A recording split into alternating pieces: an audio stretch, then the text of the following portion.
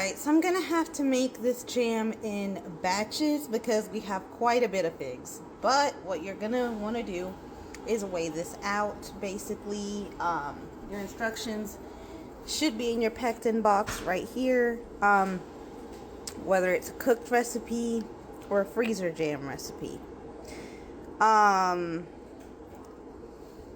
Since we're doing a canning recipe, and this was about 2 quarts of figs, we're gonna need 7 cups of sugar and a whole box of this Sure-Jell. So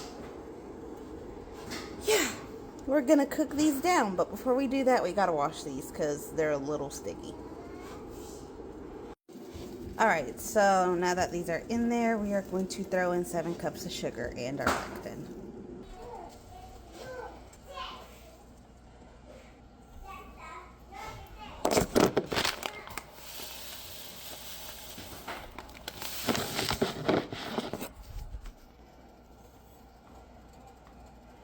Alright, we're going to use our whole pectin packet right here.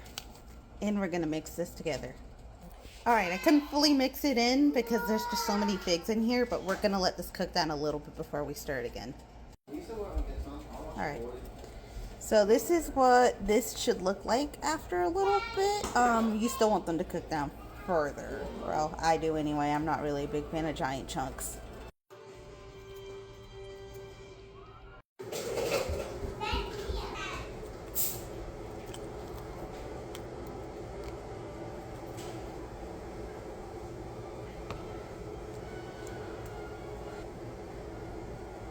What?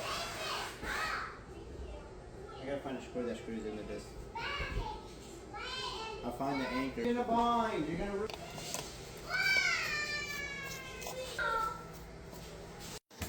Alright, we're going to leave this boiling for about 15 minutes and we're going to let it sit in the boiling water for 5 minutes with the heat off after that. Alright, so these are cooling down and we're going to have to give them at least 12 hours to fully seal. If not, we can always reseal them with new lids.